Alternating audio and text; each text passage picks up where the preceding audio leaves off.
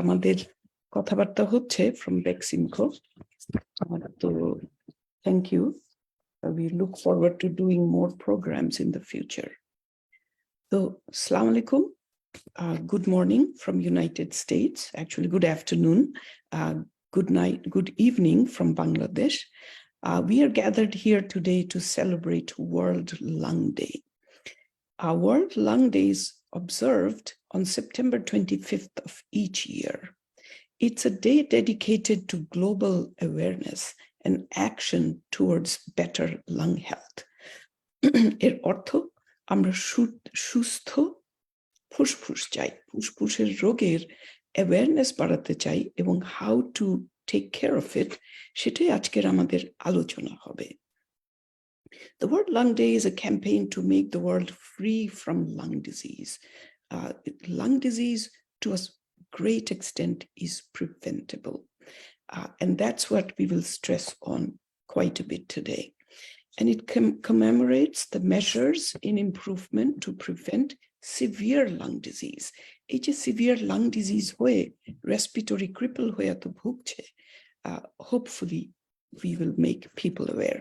The theme of World Lung Day this year is access to prevention and treatment for all and leave no one behind.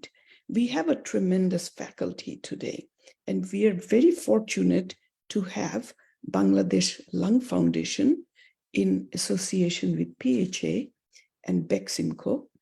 We have the leaders of World Lung Foundation, and we also have the very stalwart pulmonary, the faculty from United States. I'm Dr. Aisha Sigdar. I'm Professor of Medicine of Pulmonology at University of Pike, College of Osteopathic Medicine. I'm the Director of Respiratory Care at Highlands ARH Medical Center. We have about 10 topics today, and we will give a short discussion, each 6 minutes maximum, on our topic. I will talk about the pharmacological approaches of smoking cessation. We struggle with smoking cessation, and there is a lot we could do. With us today is Professor Ali Hossain, who is President of BLF and former Director of NIDCH. He is Professor of Respiratory Medicine. He's also the ex-director of NIDCH. His topic is Overview of Lung Disease in Bangladesh. He's well-renowned, well-known, and we are extremely happy to have him here today. The next speaker is Dr. Habibur Rahman Lulu, who is my dear friend, and he has tremendous respect from me and my classmates, not just the United States, US physicians. He is clinical assistant professor, Mount Sinai Hospital. He is a well-known scholar on pulmonary fibrosis. He will be talking on when do we start and when do we stop antifibrotic therapy. Thank you. Welcome, Dr. Habibur Rahman Lulu. We have a young speaker with us, the budding pulmonologist from Bangladesh, Dr. Shampriti Islam, who is assistant professor, Department of Respiratory Medicine at Bangabandhu Sheikh Mujib University. Her topic is the perplexing overlap syndrome between asthma and COPD and the implications for management. Thank you, Shampriti, for joining us. The next speaker is the well-known Dr. Mujibur Rahman Mojumdar. He is the Program Director, Pulmonary Critical Care Fellowship Program, and Associate Director of Critical Care at Brookdale University Hospital. He's also Associate Professor of Medicine there.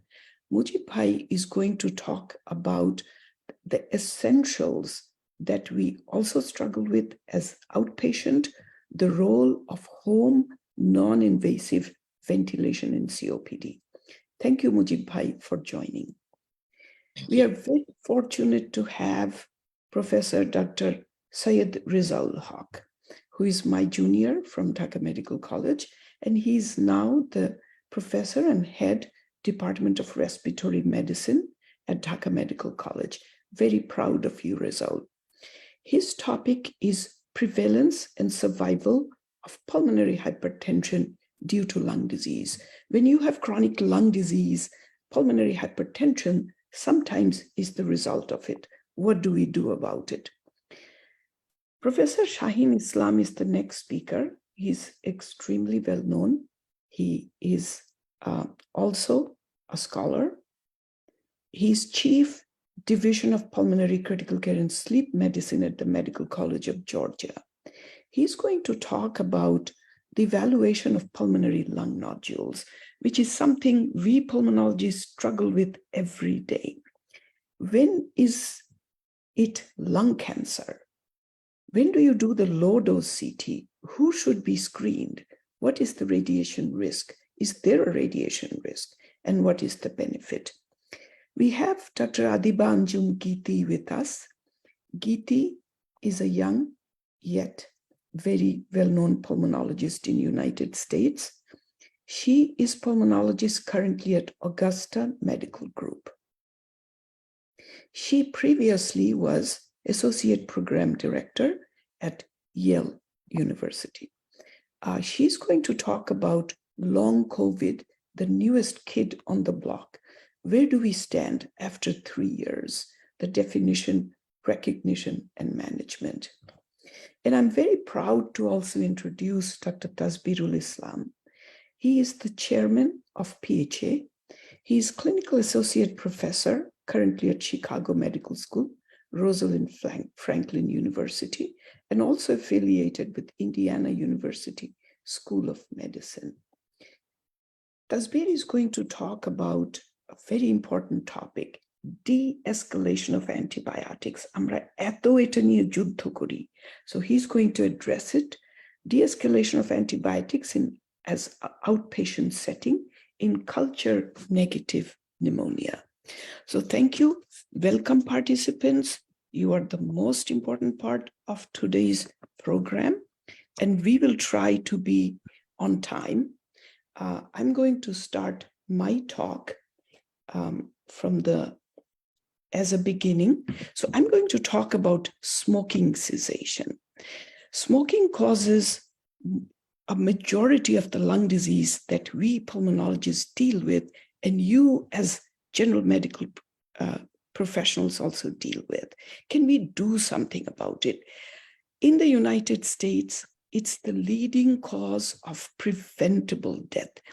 How many lives would be saved if we were able to get our patients to quit smoking? Not only does it cause lung disease and lung cancer, it also causes cardiovascular disease. It causes liver cancer, GI cancer, and many other cancers.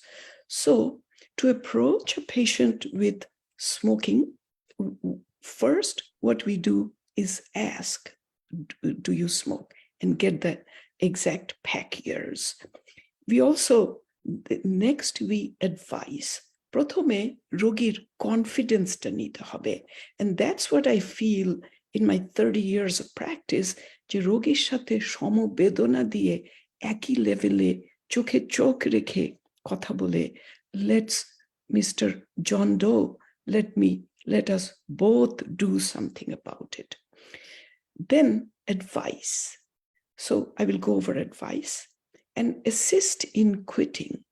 আমি সাধারণত রোগীর সাথে যদি রোগীর আত্মীয় থাকে, wife থাকে বা হাজবেন্ড থাকে, একসাথে কথা বলি, and I try to talk in a friendly tone. আমি এক সময় একটু ধমকের সুরে বলতাম, কাজ দেখতাম কম হতো।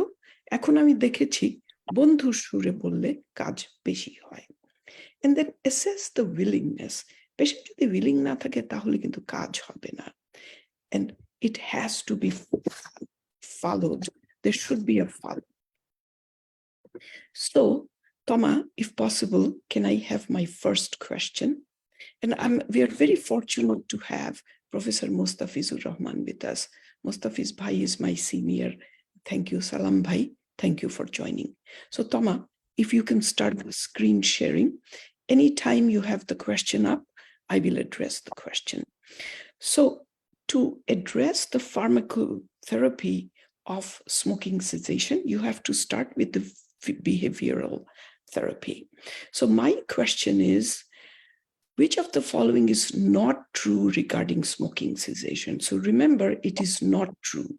So 4 of them are correct, 1 is incorrect. Number 1, FDA-approved pharmacotherapy includes nicotine replacement, varenicline, and bupropion. Answer number 2, there are 2 types of nicotine replacement, or combining 2 is more effective than single type. Number 3, a combination of nicotine replacement and behavioral therapy increases success rates. Number 4, if properly addressed, most smokers quit in 1 single session. Number 5, the benefit of smoking cessation can occur within hours. So Toma, you can leave it up for maybe a minute, and then I'll go over to my talk. So behavioral therapy can be person-to-person counseling, telephone, self-help, but the public health study shows at least 4 sessions is needed for you to be successful in making the patients quit smoking. What is the pharmacotherapy? There is 3 kinds. Number 1 is the nicotine replacement. Number 2 is the bupropion. Number 3 is the varenicline. And a combination of pharmacotherapy with behavioral therapy is what is more effective. আমি যখন রোগী দেখি, আমি যখন শুনি যে আমার রোগীর ডাক্তার বলেছে already that you need to quit smoking, এটা কাজ করে. Remember, it takes at least 4 sessions. What is nicotine replacement? So nicotine itself is addictive but not carcinogenic. Cigaretteর মধ্যে যে nicotine থাকে তার সাথে আবার 200 to 300 agents থাকে which causes disease. So when you give the patient nicotine replacement, you're giving the nicotine without those disease-causing agents. You can use nicotine patch, যেটা আমরা শুরু করি 21 milligrams for 2 weeks, 14 milligrams for 2 weeks, 7 milligrams for 2 weeks, at least 6 weeks. You can give them gum, you can give them nicotine lozenges, or you can give them a Nicotrol inhaler. So that's the nicotine replacement. As far as varenicline, varenicline is a nicotine receptor agonist. It reduces withdrawal and reduces the craving.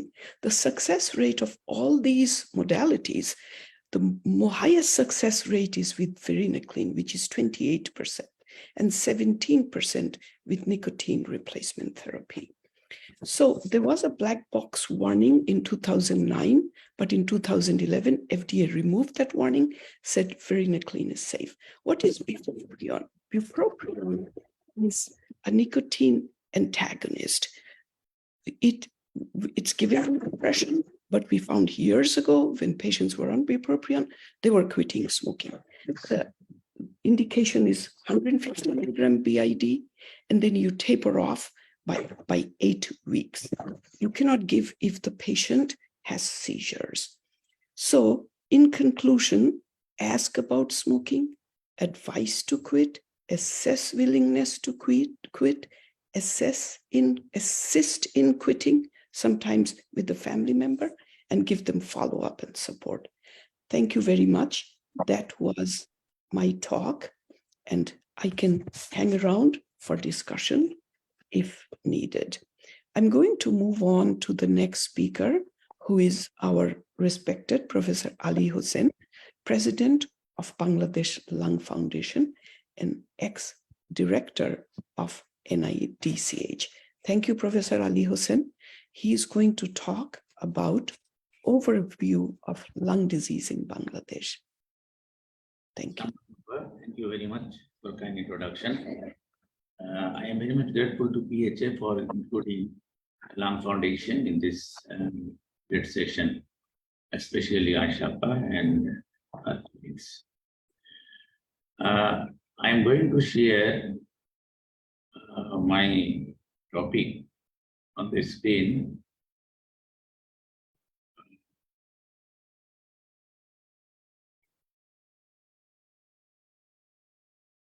দেখতে পাচ্ছেন আপা? না, দেখতে পাচ্ছি না। তোমায় একটু assist করা যাবে? স্ক্রিন শেয়ার করে দিলাম। এখন আসছে। হ্যাঁ আছে। হ্যাঁ, এখন দেখা যাচ্ছে। হ্যাঁ, ফুল স্ক্রিন করে দেন।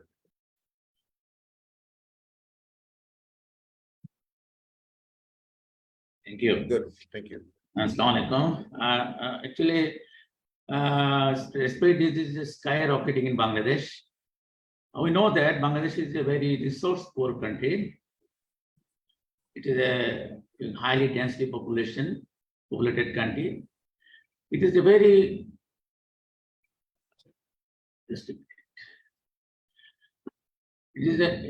it is one of the scenic greenery level country, but unfortunately, because of its poor air quality, respiratory disease is increasing because of the air pollutions and because of the unplanned civilizations. And all of you know that Dhaka scored 556 in the air quality index, which is categorized as extremely unhealthy.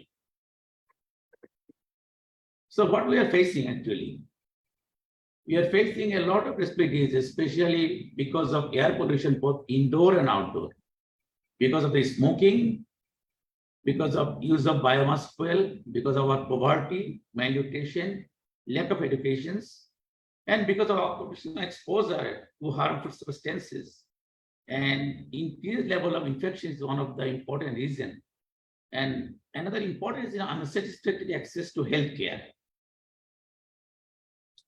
So আমরা যে common disease গুলো face করছি এগুলো হচ্ছে mainly tuberculosis, COPD, asthma, respiratory infections, lung cancer, bronchiectasis, pleural effusions, occupational lung disease, and DPLD. So we know that আমরা জানি যে এটা বাংলাদেশে একটা বিশাল টিউবারকুলোসিস একটা বার্ডেন আছে এবং it is 30 high burden countries for the TB and 27 for MDR TB. And the incidence for all for tuberculosis 221 per 1 lakh populations. And আমাদের দেশে mortality is also high, 24 per 1 lakh populations per year, and 38,000 deaths annually. MDR is gradually increasing, about 0.7% among new and 11% among retreatment cases. We are facing the MDR patients. So this is statistics from the National Tuberculosis Control Program. We are facing also the childhood TB. It is nearly 4% of all cases, and it is still a huge challenge for us. Notice that COPD is another burning problem for Bangladesh, and we are facing about 12.5% of the Bangladesh population are suffering from the COPD. The prevalence is higher among males, lower socioeconomic group, rural residents, biomass fuel users, and tobacco consumption, exposure to biomass fuel, old age is important risk factor for the COPD.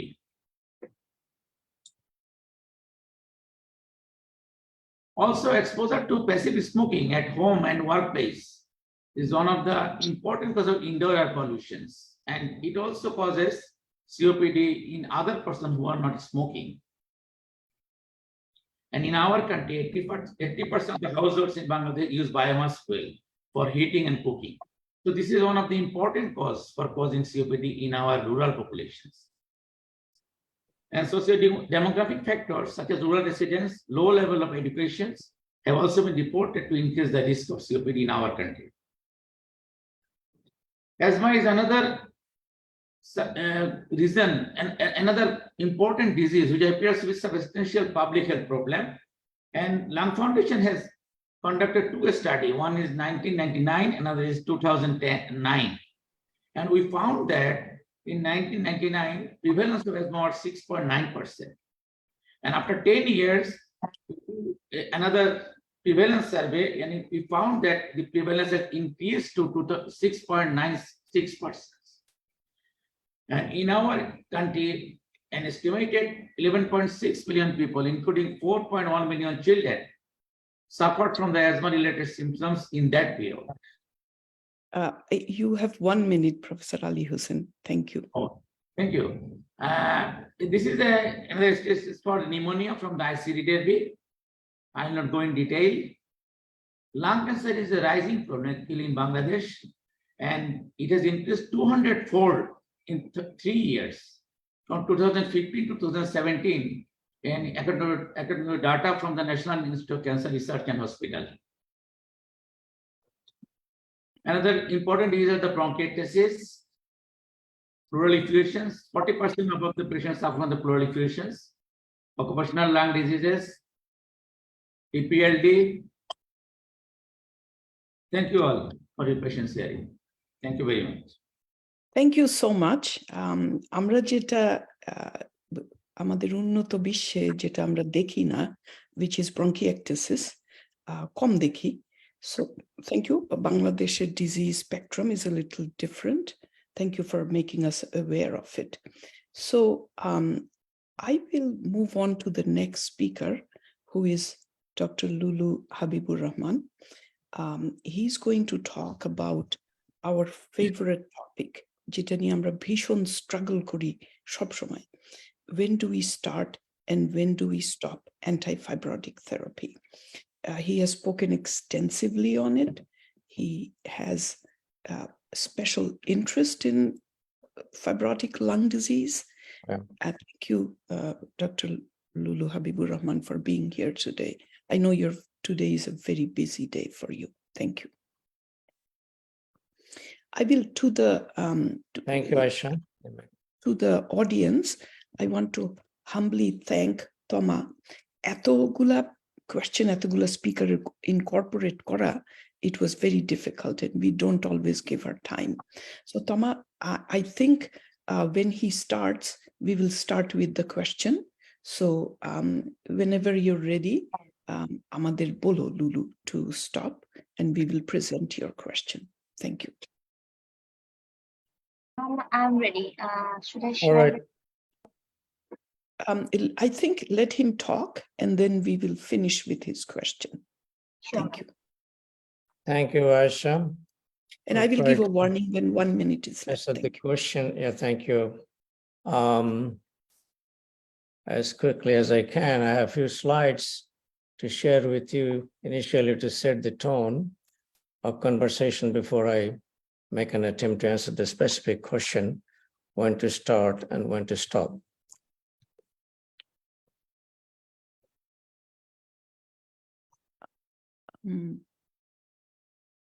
You can go to slide view. A little difficulty in moving the slides. Okay. Or maybe I can see it. Okay. Okay. Good, thank you. So not to spend too much time on this, just to show you that you have multiple pathways that eventually leads to fibrosis, the most important of which the transforming growth factor and cantonine pathway and PTH pathway. These three initially, they have a major contribution to the fibrogenesis, where the fibroblast can actually derive from the bone marrow and the local fibroblast, as well as conversion of the epithelial cells to mesenchymal cells, eventually to myofibroblasts and collagen deposition. And the last three of this pathway that you see, VGF and fibroblast growth factor 1 to 4, they're more of a balancing mechanism, and the combination of all six eventually decides the balance between fibrosis and apoptosis, extracellular matrix formations and absorption, and deciding how the lung remodels or actually returns to functional parenchyma. And the progression of fibrosis is a very difficult question to answer. No clear answer yet, but bunch of things obviously influences the progression, including the age and the sex. The lung microbiome is increasingly being known as a major potential contributor. Certainly certain genetic factor, as we know, the toll and tolif, telomere, MUC5B, the environmental factors, the various kind of irritants, whether or not they're digestible or non-digestible, for example, asbestos fibers and certain other silica fibers, the macrophage cannot digest them, so they remain a persistent irritant to the system, causing prolonged or sustained inflammation. And of course, the adequacy of the NADPH oxidase of the defense mechanism so that they cannot clear the irritant or infection adequately. And eventually, the two things decides whether or not lung is going to go into fibrosis or actually is going to heal into functional parenchyma.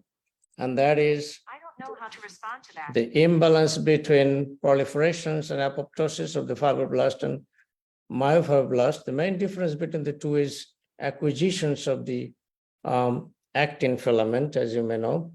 And the second part is synthesis and degradation of extracellular matrix.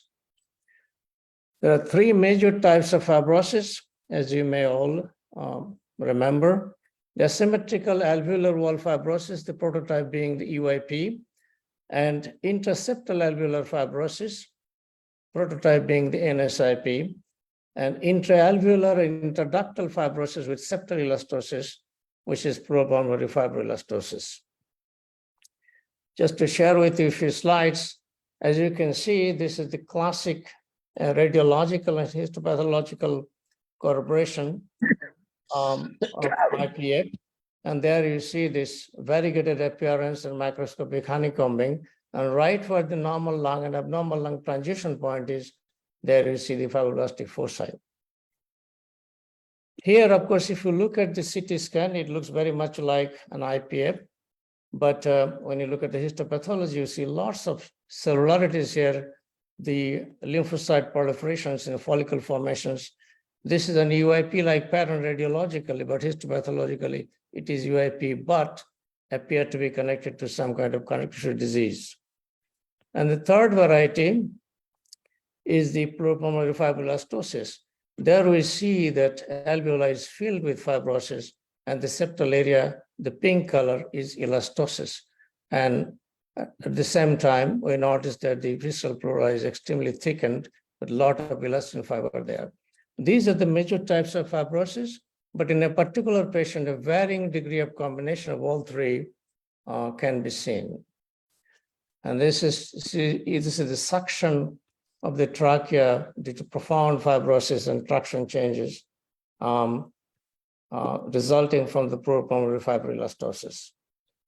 Lulu, you have 1 minute left. All right, so I'm going to move a little bit fast. Just quickly to share with you the largest meta-analysis that included only the randomized control trial.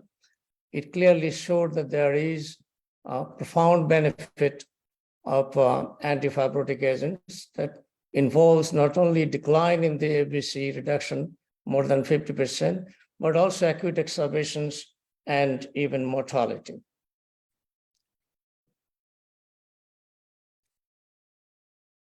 So let me try to answer the primary question here: who is an ideal candidate? We know that especially IPF, the progression is so fast, it's worse than most of the cancers. And if we start the medication early on, the rate of slowing is very similar. And also for those who have less than 50% functional reserve of the lungs, it's equally effective. So therefore, the answer is as soon as possible. And even in patients with IPF with normal functions, more than 80% FBC, they can benefit from this. And in severe disease, as was shown by the Impulses 1 trial, that you can still get a significant benefit when the disease is much more advanced. And regarding duration, Impulses on tried to answer that question. They used the medication for about 4 years, and still there was significant benefit. And certainly we know that in non-IPF patients, in DISLR as well as inbuilt study, there was a remarkable improvement in response to the antifibrotic, a clearly attributable difference between antifibrotic and antibiotic plus mycophenolate, where it is clear that antifibrotic had an added benefit to those group of patients. And I think since I have only 1 minute, I'm going to leave it here. And thank you very much. Thank you so much. So the big question is, when do we start the therapy? So Thomas, can we have the question for Dr. Habibur Rahman? Thank you. I know it's such a huge topic and it's so difficult to address in 6 minutes. So Dr. Habibur Rahman's question is, when do we start and when do we stop antifibrotic therapy. So his question, I'm sorry, is what is the ideal time to start antifibrotic therapy in IPF? Number one, when the symptoms of IPF gets worse. Number two, when the PFTs, especially the diffusion, gets worse. Number three, as soon as the diagnosis is made. He has three choices. There is only one answer. Thank you, Dr. Habibur Rahman. Give 2 minutes, give 30 seconds for the audience to answer so that Toma can see who actually answered right. Just 15, 20 seconds, and Toma can monitor, please, for that quiz winner, right?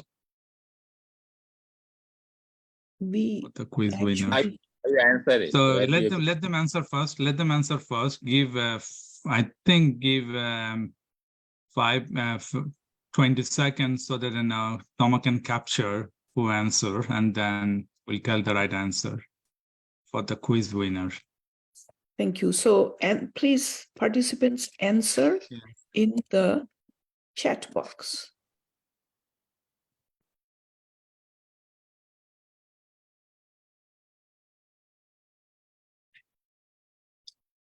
And there is actually 9 questions. So we will give the that gives the highest answers. That will be the quiz winner. Thank you. So I'm going to move on to Dr. Sompriti Islam. Dr. Sompriti Islam is Assistant Professor of Department of Respiratory Medicine at BSMMU. She's going to talk about the overlap syndrome between asthma and COPD, implications of management. This is a very important topic, and she's going to give us the highlights on the topic. Thank you, Sompriti. Are you ready? Yes, madam. And thank you very much for giving me the opportunity to say something before this distinguished professors of mine. COPD and asthma is always a very common disease in pulmonology practice and as well as in general practice. এবং আমরা যেটা হয় যে commonly আমরা chronic airway ডিজিজের বিভিন্ন features নিয়ে আমাদের কাছে রোগীরা আসেন, যেমন chronic recurrent cough, sputum production, wheezing, repeated airway infection. In addition to that, the patients have either COPD features and asthma features.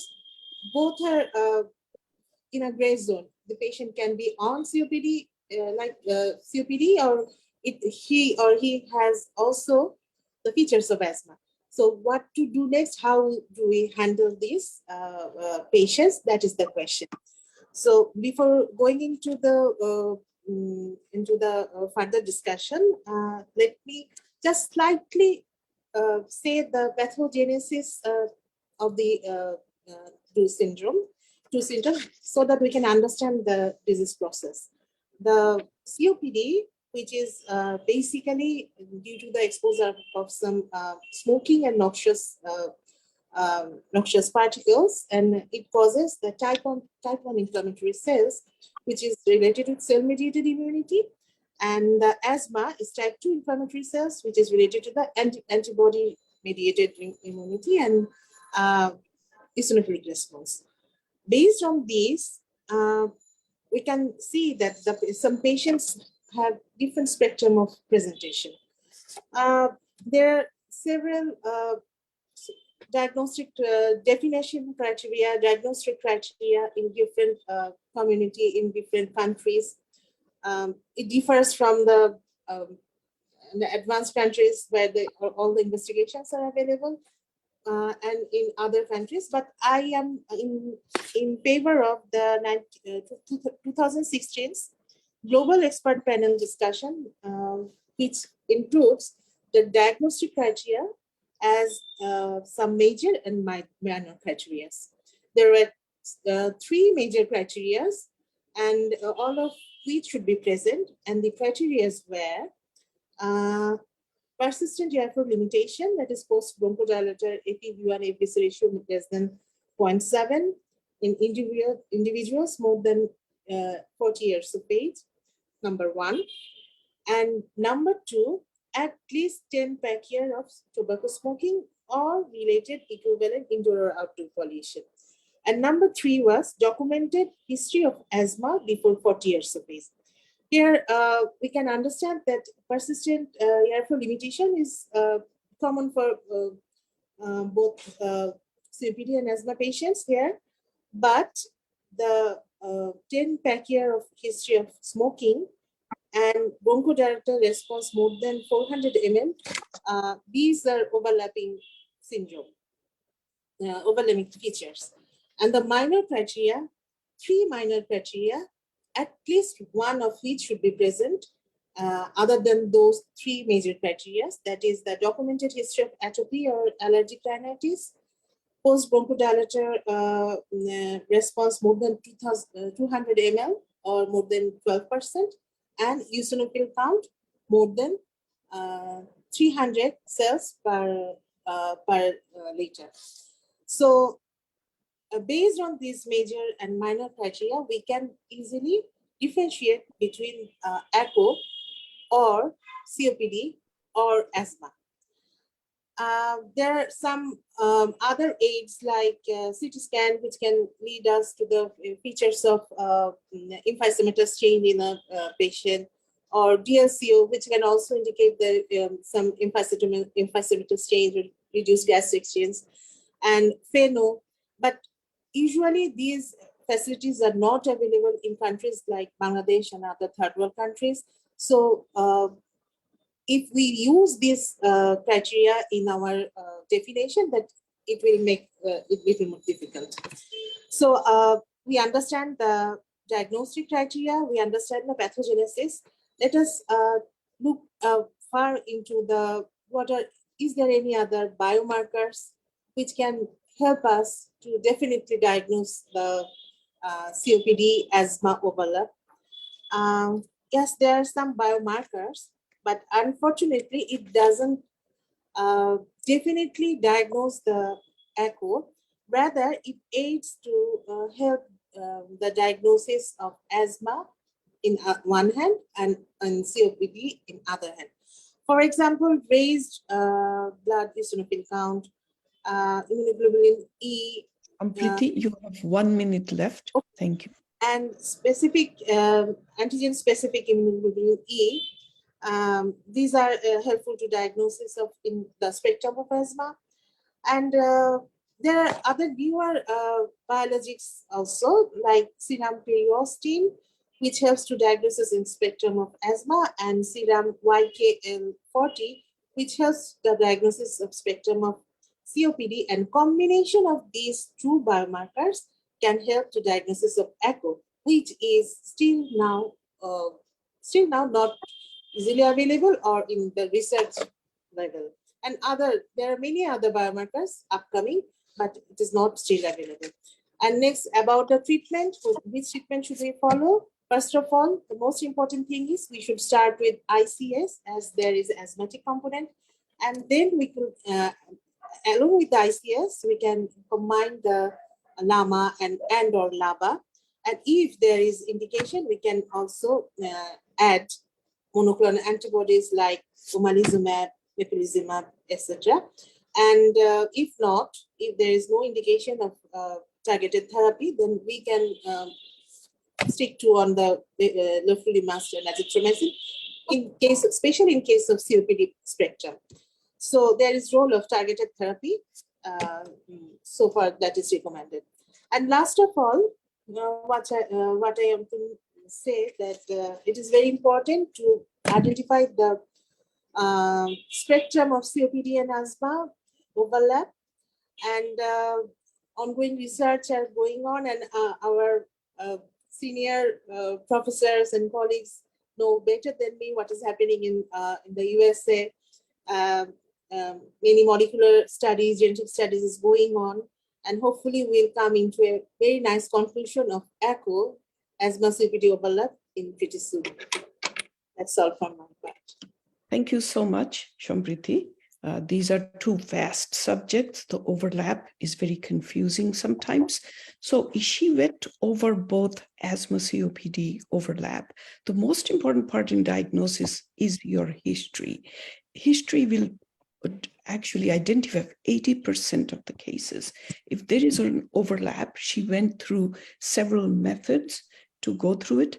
Toma, can I have her slide, the question slide? And then she went over some markers, biomarkers, and at the same time, she went through treatment. What is the most important treatment that you start with? So Shampriti's question is, which of the following is not true for asthma COPD overlap? So one incorrect question, what is not true? The patient should have characteristics of both asthma and COPD. She went over that. There are specific biomarkers being researched. So the specific biomarkers are not yet available for the diagnosis of ACO, which is number 2. Number 3, ICS is essential to treat asthma COPD overlap with LABA or LAMA combination. Number 4, there is no role for targeted therapy in ACO, asthma COPD overlap. What is the incorrect answer? I will give you 20 seconds and then I will move on to the next speaker. Thank you.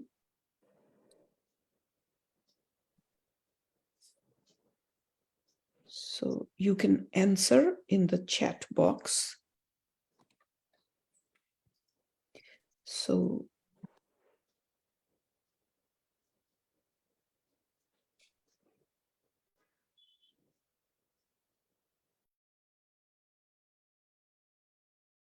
Toma, if possible, we will start with a question with our next speaker for Dr.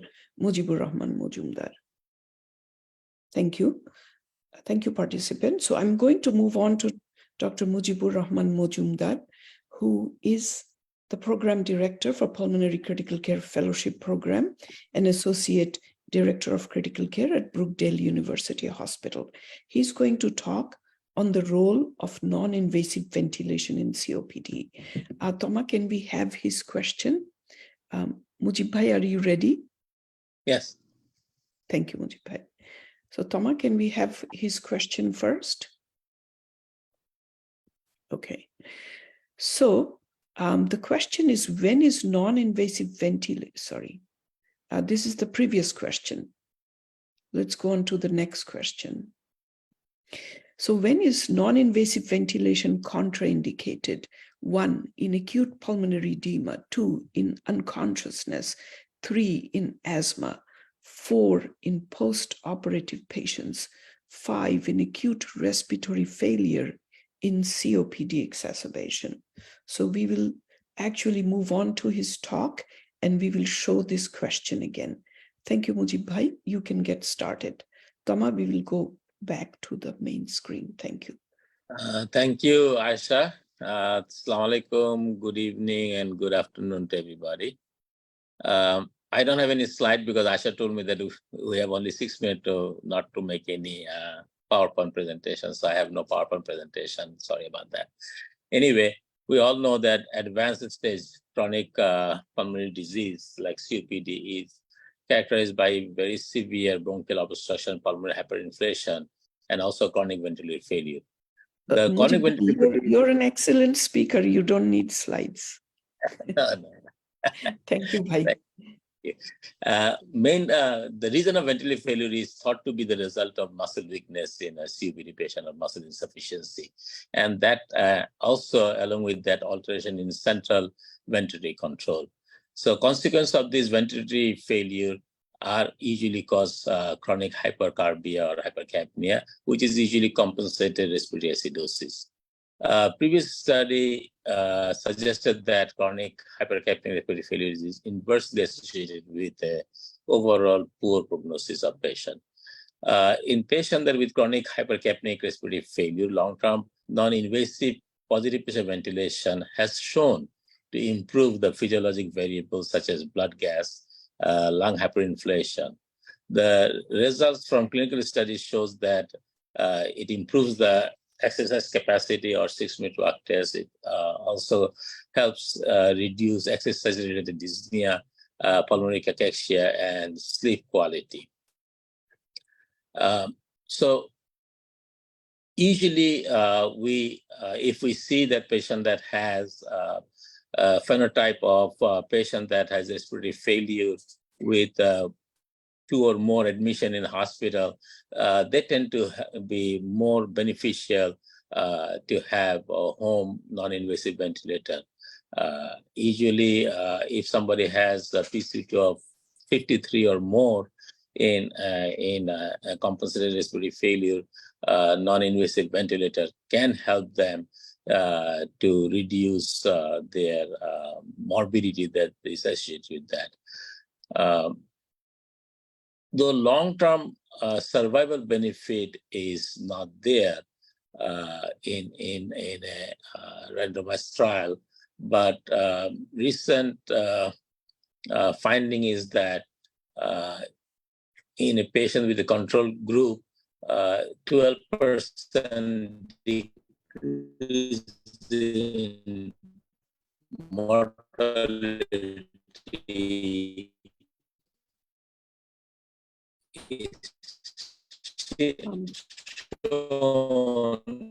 in a group of ভাই আপনার COPD internet কানেকশনটা that are more stable. A COPD, as you know, can you hear me? Hello? yes, now it's okay. Can you hear? Okay. So one of the reasons that patient that has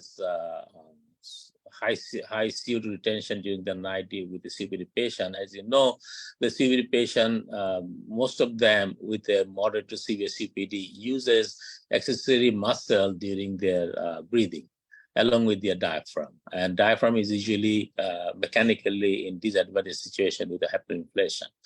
Now, patient, when they go to especially REM sleep time, which is almost 20 to 25% of our sleep is a REM sleep, at that time, the accessory muscles really paralyzed during the REM period. Only the diaphragm works. So it's been shown that COPD patient that has good amount of REM sleep, they tend to have a higher level of CO2 retention and has more complication, and their quality of life is poor.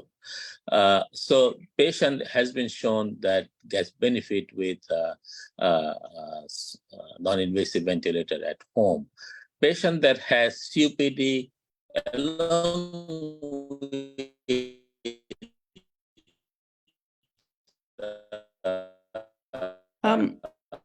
আপনার internet কানেকশনটা মাঝে মাঝে it's getting disconnected. Possible or underlying obstructive sleep apnea. এখন কি আসতেছে? আমার এখানে তো দেখাচ্ছে ভালো কানেকশন। আচ্ছা। Okay. So COPD patient with the OSA, which is a combination of overlap syndrome, if the OSA is significantly severe, that moderate to severe OSA, then one can try first with a CPAP machine or with a continuous positive air pressure or a bi-level CPAP machine. And those can, sometimes can help the COPD with the overlap syndrome of OSA. Another use of non-invasive ventilator is the patient that has neuromuscular problems. Example, obesity hypertension syndrome, which is, as you know, that is a chest muscle problem, and also decreased sensitivity of the respiratory center with the retention of CO2. So if somebody has a obesity hypertension syndrome with the retention of CO2 or chronic respiratory failure, this patient can also be benefited with a non-invasive ventilator. This patient should also have a backup rate so that if in case they don't breathe effectively enough or they don't have enough respiratory rate, the machine can give a backup rate to compensate for the minute ventilation. Patient that has neurological muscle problem like neuromuscular motor neuron disease or any other neuromuscular disease, that can be also helped by the non-invasive ventilator. So besides COPD, there are many other patients that has a chronic respiratory failure. can be helped with a non-invasive ventilator. There was a study done in the past which shows a minimum benefit. At that study, there was the inspiratory pressure was not that high, and in analysis is found to be because of that poor inspiratory pressure, the result was not shown that. Mujib bhai, you have benefit. 1 minute left. Thank you. But a recent study with a higher inspiratory pressure is shown that there was a significant mortality and morbidity benefit in those patients that has chronic respiratory failure and respiratory acidosis. Another thing that I like to add here, some patients with this COPD may be, can be benefited only with oxygen. It depends on what the level of, respiratory problem the patient has. If the patient doesn't have a chronic respiratory acidosis, that can be treated with just supplemental oxygen. Patient that has need a non-invasive ventilator, sometime you can, if they need oxygen, you can bleed in the oxygen through the machine, and you can provide an adequate amount of oxygenation with adjusting the FiO2 on the ventilator setting. There are multiple different kind of ventilator, non-invasive ventilators available nowadays, and many of those ventilators has a compliance system that a physician can look into their compliance with the treatment, and then you can adjust the setting accordingly. Nowadays, there is one came out, I think it's called 2000, Freedom 2000. Patient can even go out with a non-invasive ventilator as a portable non-invasive ventilator. So things are developing, and more non-invasive ventilators coming into the market with a lot more features in it.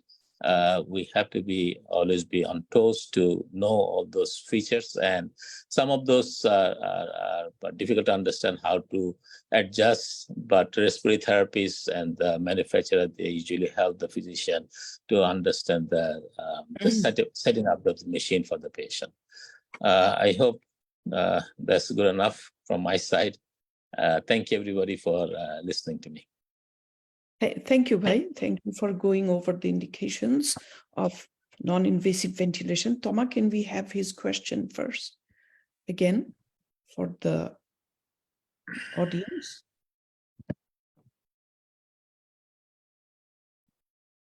I'm going to move on to Dr. Asif Mustafa next. So, Dr. Mujibur Majumdar's question was, when is non-invasive ventilation contraindicated? Kokhon ব্যবহার করা উচিত না? Acute pulmonary edema, unconsciousness, asthma, post-operative patient, and acute respiratory failure and COPD exacerbation.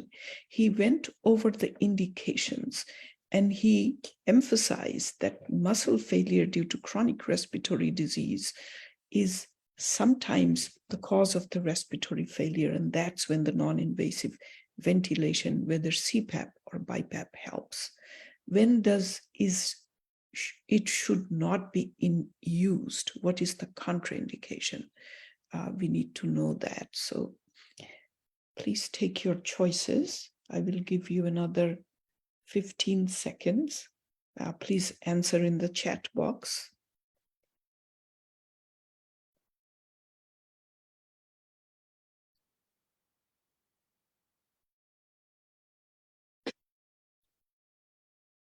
So there is the next speaker is Dr. Asif Mustafa Mahmood.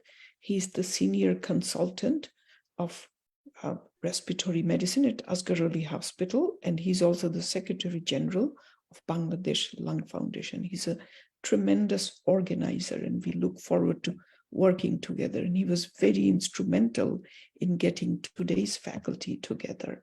He's going to talk on phenotype-guided treatment of COPD. Is it the future or is it the present? Can we use it right now to fine-tune the COPD treatment? So Dr. Asif Mustafa's question is, what is breathomics? Breathomics is a recent lung function test That's number one. Number two is a new method of pulmonary rehabilitation. Number three is a method of measuring airway inflammation through the study of exhaled breath. It's a new concept. It's being introduced, and it's something that is fun to know, and we may be using it more in the future. Thank you for your question. I will give another 10 seconds and move on to Dr. Asif Mustafa's talk. Thank you, panelists. You're being very, there's so many of us. You're being extremely gracious. Thank you. So Dr. Asif Mustafa, please. Thank you, Appa. Assalamu alaikum, and very good day and good evening to all the panelists and participants here. I'm very grateful to Planetary Health Academy for joining along with us to organize this webinar, and also for the support from Beximco Pharmaceuticals Limited. The clinical aspect of COPD and asthma has been touched upon by our colleague, Dr. Shampriti Islam. My topic is more into the molecular aspects of the treatment of COPD, whether it's the future or the present. I definitely feel that it is very much the present, because as we struggle with COPD patients, we need to have appropriate markers, or the treatment should be focused for their benefit. And the heterogeneity of the phenotype has been identified among patients. In stable disease, there are three clusters which have been identified. One is the asthma cluster 1, which is, as we all know, it's eosinophilic predominant, and we have IL-5, IL-13, and CCL26 mediators in that cluster. Cluster 2 is the one in between the asthma COPD overlap, and we can see neutrophil predominance, which we also see in cluster 3, which is COPD, but in some cases of COPD there is mixed granulocytic response.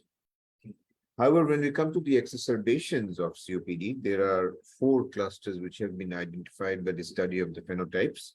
One is the pro-inflammatory bacterial associated. We know infections are often associated with exacerbations. There's another cluster which is the Th1 viral associated, in case of a viral cause of the exacerbation. The third cluster is the Th2 eosinophilic associated. And the fourth, interestingly, is post-inflammatory, where the inflammatory process is not so marked. We are aware of the benefits of corticosteroids in eosinophilic inflammation. When we have evidence of the Th2 pathway, it is helpful in the management of the disease. The question is how to identify these phenotypes. So there are various methods, starting from the breath to the sputum to bronchial secretions. Even urine has been considered to be a substance for analyzing the phenotype. However, the breath study is a very promising field, where breathomics is a very attractive method which can provide valuable information by identifying volatile organic compounds in exhaled breath. In fact, in asthma, the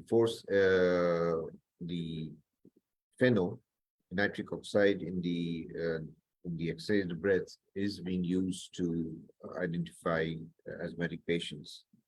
So ultimately, I believe that the phenotyping is the cornerstone of precision medicine, which is a buzzword right now, which is very much, I mean to say, going to be part and parcel of our practice and healthcare system. And I believe it's no longer a dream. I quote Pope John Paul II. He said, "The future starts today and not tomorrow." So let us focus on all that's coming along and try to utilize it for the benefit of patients. Thank you very much, Aisha Appa, for giving me this opportunity. Thank you. Always fascinated with your talk and extremely impressed যে সময়ের আগে শেষ করবার জন্য একটু এত clear messaging দিয়ে. So the phenotype is important, and he talked about the Th2 pathways. He talked about the eosinophil. Eosinophil যখন থাকে তখন আমরা দেখি inhaled steroid makes a difference, and that will be the future of the treatment. So I'm going to move on to the next speaker, who is Professor Rezaul Haq, and he is the professor and head of Department of Respiratory Medicine at Dhaka Medical College. He's going to talk about the prevalence and survival of pulmonary hypertension due to lung disease. Actually, before that, Toma, can we just show did we go over Dr. Asif's question already? এটা কি did any- করছি আমরা, হ্যাঁ। Okay, ঠিক আছে. Let's move on to Dr. Rezaul Haq and his question. So thank you. Sorry for the confusion. Toma, you're doing excellent. So Professor Rezaul Haq's question is: the prevalence of pulmonary hypertension in the global population is number 1, less than 1%. Number 2, less than 2%. Number 3, less than 3%. Number 4, less than 4%. So participants, please take note. You can answer anytime during his talk. What is the prevalence? 1%, 2%, 3%, or 4%? So I will give 10 seconds. Move on to his talk.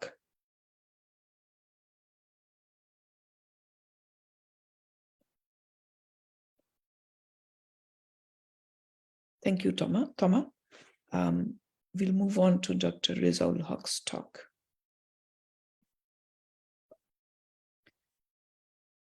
Assalamu alaikum.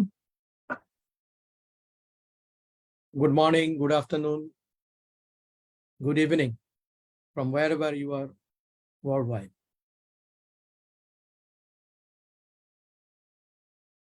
It's indeed a matter of great pride for me to be a part of such learned and auspicious expert panel and to talk in front of such an audiences. And also like to thank PHA, Bangladesh Lung Foundation, for making me a part of this World Lung Day celebrations. Today, I'm going to talk on the prevalence and survival of pulmonary hypertension due to lung disease. As you all know, the pulmonary hypertension is a pathophysiological disorder that may involve multiple clinical conditions. The question is, whose domain is pulmonary hypertension? Is it the domain of a cardiologist? Is it a domain of a pulmonologist or critical care specialist, or a domain of a rheumatologist? The pulmonary hypertension patients comes to all of these 4 categories and all of the 4 disciplines. And it's indeed a major global health problem and major health issues as well. All the age groups usually affected. And present estimates suggest that the pulmonary hypertension prevalence is less than 1% of the global population. And today's the topic prevalence of pulmonary hypertension due to lung disease falls into the group 3 classification of World Health Organization classification of pulmonary hypertension. And globally, the lung disease is the second most common cause of pulmonary hypertension, followed by the left heart disease. Group 3 patients have high symptom burden, poor long-term outcomes with a median survival of only 2 to 5 years after diagnosis.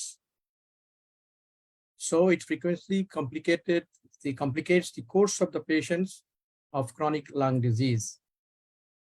And it's usually invariably associated with reduced functional ability, impaired quality of life, greater oxygen requirements, and increased risk of mortality. So what are the lung disease where pulmonary hypertension is observed? It's frequently observed in COPD emphysema, observed in ILD interstitial lung disease, combined pulmonary fibrosis emphysema, and also in hypoventilation syndrome. Among all COPD, combined pulmonary fibrosis emphysema and ILD, around 20% has severe pulmonary hypertension, and among 5 to 10%, about 20% has non-severe pulmonary hypertension, and 5 to 10% has severe hypertension. And the prevalence of COPD is generally dependent. The prevalence of pulmonary hypertension is generally dependent of the severity of COPD. COPD stage 4 showed that 90% have mean pulmonary hypertension, mean pulmonary arterial pressure more than 20 millimeter mercury, and with most ranging from 20 to 35 millimeter mercury. On the other hand, in IPF, mean pulmonary hypertension is more than 25 millimeter mercury reported in 8 to 15% of patients, and greater prevalence in advanced or end stage diseases like 30 to 50% of the patients. And patients with combined pulmonary fibrosis and emphysema is particularly prone to develop pulmonary hypertension, and estimates suggest that prevalence is 30 to 50%. Now, regarding the predictors of this development of pulmonary hypertension, that is the predictors of survival, lot of points are there. Number one is age. The more the age, more the child, more less the chance of survival. Also, WHO classification 4, coronary.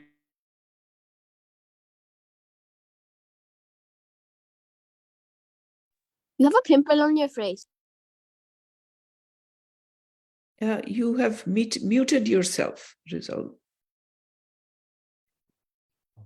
Sorry, sir. Thank you. And the other predictors are DLCO, lung function, lung capacity, left ventricular ejection fraction, right atrial index, also right ventricular enlargement and echocardiography, cardiac index, and all these are predictors of survival. In one study, among the group 3 pulmonary hypertension patients, 1 year survival is only 79%, 3 year survival is 48%, and 5 year survival is 30%. So you have 1 minute left. Thank you, Rizal. Thank the you so much. association between pulmonary hypertension and chronic lung disease with impaired functional status and worse outcome is well established. Whether pulmonary hypertension is a driver of these outcomes or a surrogate for the severity of underlying chronic lung disease remains uncertain. However, given the worldwide prevalence of CLD, the chronic lung disease, the associated morbidity, mortality, the chronic lung disease, and pulmonary hypertension, this area is one of the great unmet medical need we should look for. Thank you. Thank you all for patient sharing. Thank you so much. এত মানে টাইমের মধ্যে শেষ করা। pulmonary hypertension in the general population prevalence খুব কম, যেটা Rizal emphasized. However, once they get pulmonary hypertension, their life is miserable. So we need to be aware of it. And he also went through the different groups of WHO classification. We need to familiarize ourselves with the groups. I'm going to move on to the next speaker, who is Dr. Shaheen Islam, Professor Shaheen Islam, well known. He's the Chief Division of Pulmonary Critical Care at the Medical College of Georgia, and he's going to talk about lung nodules. When is it lung cancer? When do we order low-dose CT? And who should be screened? So his question is, based on the current lung cancer screening guidelines, which of the following persons should be screened for lung cancer? Number 1, a 48-year-old asymptomatic male with 30-pack-year smoking history. Participants, if possible, please write the answer down because he has given 4 choices. Ekটু চিন্তা করে answer করতে হবে. At the end of his talk, আমি আবার questionটা দিব so that you guys can answer after hearing him. So number 2 is a 55-year-old current smoker with 22 pack years smoking with breast cancer diagnosed 4 years ago. Number 3 is a 55-year-old male with new onset hemoptysis. Number 4 is a 60-year-old asymptomatic male with 33 pack year smoking history who quit smoking 5 years ago. So at the end of the talk, ami arikbar dibo because the answers are a little long. Thank you very much. We will move on to Professor Shaheen Islam's talk. Professor Shaheen Islam, please.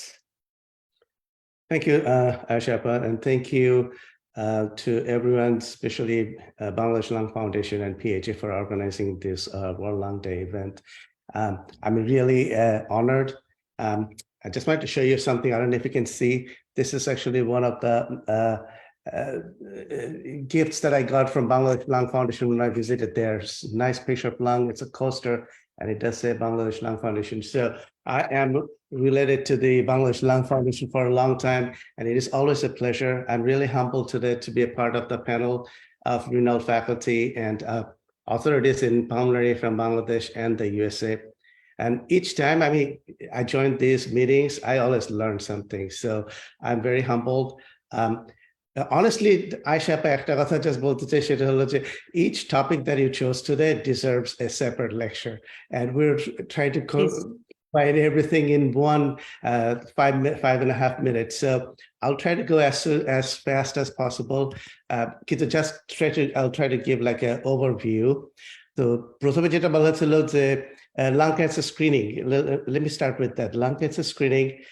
2011 সালে it was first published about 55,000 patients, and the study showed that if you get a CT scan, it can detect more cancer nodules compared to a chest X-ray. And since then, it changed the whole paradigm. আমরা এখন routinely, not just America, সারা পৃথিবীতে routinely CT scan করা হচ্ছে lung cancer screening এর জন্য।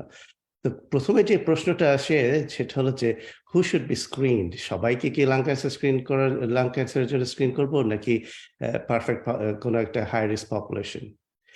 তো প্রথমে যেটা স্টাডিতে যেটা করা হয়েছিল দ্যাট হ্যাজ বিন মডিফাইড, 11 বছর হয়ে গেছে আজকে, 2011 অ্যাকচুয়ালি 12 বছর অলমোস্ট।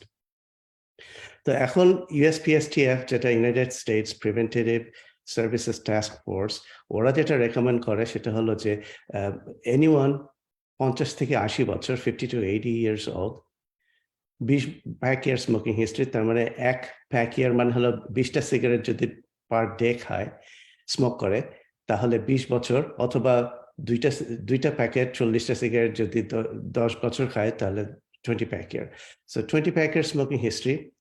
আর যদি same amount of smoking exposure থাকে within the last 20 years, 20 pack year smoking history, কিন্তু 15 বছরের মধ্যে কুইট করেছে, তা যদি হয় তাহলে তারা তাদেরকে হাই রিস্ক বলা হবে এবং তাদের উপরে লাং ক্যান্সার স্ক্রিনিং করা যেতে পারে। তো লাং ক্যান্সার স্ক্রিনিং তার মানে হলো 50 থেকে 80 বছর। আমরা যেটা করি এখন 50 থেকে 80 বছর, কোনো জায়গায় 55-74 বলা আছে, তো সেটা আগে ছিল। 20 pack year স্মোকিং হিস্ট্রি, 15 বছরের মধ্যে কুইট করেছে।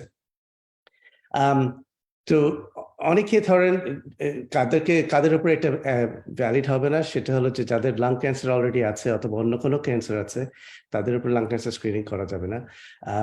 যারা হয়তো অন্য ওভারিয়ান ক্যান্সার অথবা একই পরিমাণ স্মোকিং হিস্ট্রি আছে কিন্তু ওভারিয়ান ক্যান্সার অথবা থাইরয়েড ক্যান্সার অথবা রিনাল ক্যান্সার আছে, তাদের উপরে এটা প্রযোজ্য নয়। কিন্তু সাথে আর একটু কিছুটা জিনিস যেটা ধরা হয় নাই সেগুলো হলো যে আরো কিছু রিস্ক ফ্যাক্টর আছে যেটা আমরা হয়তো এই গাইডলাইনে রেকমেন্ড করে না, কিন্তু যেটা একটা হলো রেডিয়েশন এক্সপোজার, অ্যাসবেস্টাস এক্সপোজার, যেটা আমাদের দেশে খুব কম, family history of lung cancer, যদি কারো লাং ক্যান্সার অথবা অন্য কোনো ক্যান্সার থাকে ফ্যামিলিতে তাদের রিস্ক একটু বেশি হবে, আর যদি কারোর লাং ক্যান্সার একবার হয়ে থাকে তাহলে তার রিকারেন্স হতে পারে। তো অন্য কোনো সিমটম, এরা কিন্তু অ্যাসিমটোম্যাটিক পেশেন্ট হতে হবে যাদের উপরে স্ক্রিনিংটা প্রযোজ্য। কেউ যদি শর্টনেস অফ ব্রেথ নিয়ে আসে তারপরে সিটি স্ক্যান করা হলো, দ্যাটস ইনসিডেন্টাল ফাইন্ডিং। কিন্তু আমি যাদেরকে স্ক্রিন করছি তাদের কোনো সিমটম নাই, তাদের হিমোপটিসিস নাই, কোনো শর্টনেস অফ ব্রেথ নাই, কিন্তু হয়তো শর্টনেস অফ ব্রেথ থাকতে পারে সিওপিডির জন্য, কিন্তু আর কোনো সিমটম নাই, ওয়েট লস নাই, তাদের উপর এটা প্রযোজ্য। আরেকটা প্রশ্ন দেওয়া হয়েছিল আমাকে, সেটা হলো যে এই যে লাং ক্যান্সার স্ক্রিনিং করছে, এটা সিটি স্ক্যানে কতখানি রেডিয়েশন হয়। তো রেডিয়েশন যেটা বলতে গেলে আমরা সবাই কিন্তু কিছু না কিছু রেডিয়েশন পাচ্ছি। এই আমেরিকাতে যেটা বলা হয় যে এনভায়রনমেন্টাল রেডিয়েশন, কসমিক রেডিয়েশন যেটা আসছে সূর্য থেকে কিছু, বাইরে থেকে কিছু, সয়েল থেকে আসছে, সেটা সব মিলিয়ে মিলিসিভার্ট হলো একটা ইউনিট রেডিওলজির, যেটাতে কাউন্ট করা হয় যে কতখানি রেডিয়েশন হচ্ছে। তো আমরা যদি জাস্ট কিছুই না করি, কোনো সিটি স্ক্যানারে না যাই, কোনো স্পেসিফিক রেডিয়েশন না পাই, জাস্ট এনভায়রনমেন্ট থেকে আমাদের 3 to 5 মিলিসিভিয়ার্ট এক্সপোজার হচ্ছে প্রায় পার ইয়ার আর কি, প্রতি বছর। আরেকটা এক্সাম্পল দিচ্ছি যে ধরুন আমেরিকার ইস্ট কোস্ট থেকে ওয়েস্ট কোস্টে অথবা নিউ ইয়র্ক থেকে যদি লন্ডনে ফ্লাই করে যায়, তাহলেও তাদের রেডিয়েশন হতে পারে। তো সেই রেডিয়েশনের পরিমাণ নিতান্তই নগণ্য, একেবারে 0.1 মিলিসিভিয়ার। তার মানে একটা চেস্ট এক্সরে করতে যেটুকু রেডিয়েশন দরকার সেটা। তো এগুলো বলার প্রেক্ষিত হলো যে যাতে আপনারা বুঝতে পারেন যে অ্যাকচুয়ালি কোথায় যাচ্ছি আমি। তো সেই You have 1 minute left. Thank you. আচ্ছা, সিটি স্ক্যান করি, সিটি স্ক্যান যেটা অ্যাঞ্জিওগ্রাম, সেটাতে প্রায় 3 to 8 মিলিসিভিয়ার্ট রেডিয়েশন এক্সপোজার হয়। আর এটাতে যেটা এলডিসিটি, সেটা হলো গিয়ে 0.7 মিলিসিভিয়ার্ট। তো খুবই কম রেডিয়েশন এক্সপোজার, এতে life time risk of cancer খুবই কম। আর লাস্ট প্রশ্ন যেটা ছিল, যখন লাং নজল পাওয়া যায় তখন কিভাবে অ্যাপ্রোচ করতে হবে, সেটা হলো যে এটা ডিপেন্ড করে প্রথমে হিস্ট্রির উপরে, হিস্ট্রি ভালোভাবে নিতে হবে। আমরা তারপর সিটি স্ক্যানটা রিভিউ করে দেখি যে সিটি গাইডেড বায়োপসি, বাইরে থেকে নিডল ঢুকিয়ে বায়োপসি করাটা সম্ভব, কিংবা ভিতর থেকে আমরা যদি ব্রঙ্কোস্কোপি করে ডায়াগনোসিস করতে পারি। তো এখন আমাদের রোবোটিক ব্রঙ্কোস্কোপি আছে। রোবোটিক ব্রঙ্কোস্কোপির কারণে আমরা 0.8 মিলিমিটার নজল পর্যন্ত অ্যাক্সেস করতে পারি। আর সেটাতে সুবিধা হলো সাথে সাথে আমরা মিডিয়াসনাল লিম্ফ নোড স্যাম্পলিং করতে পারি, যাতে লাং ক্যান্সার শুধু ডায়াগনোসিস না, স্টেজিংটা হয়। এখন আরেকটা স্টাডি আমরা করছি, যেটা হলো গিয়ে নেজাল সোয়াব নিয়ে। আপনারা নেজাল সোয়াব নিয়েছেন কোভিড টেস্টের জন্য, সেরকম নেজাল সোয়াব নিয়ে যাদের নজুল আছে তাদের নেজাল সোয়াব নিয়ে পরীক্ষা করে দেখাচ্ছে যাতে তাদের লাং ক্যান্সারের রিস্ক কত। তো সম্ভবত এটা আগামী 2 বছরের মধ্যে পাবলিশ হবে। তো এগুলো হলো সামনে যেটা আসছে। তো ধন্যবাদ আয়েশা আপা, ধন্যবাদ সবাইকে। Thank you so much, Professor Shaheen Islam, prize-winning speaker. So he went over the low dose lung cancer screening. একটু তফাৎটা সেটা হচ্ছে, when will you do a regular CT, when will you do the low dose lung cancer CT? তো এখানে his question was, who should get lung cancer screening? Number one, a 48-year-old asymptomatic male with 30-pack year smoking history. Ekhane look at the age, look at the symptoms. Number two, 55-year-old current smoker with 22-pack year smoking with existing breast cancer.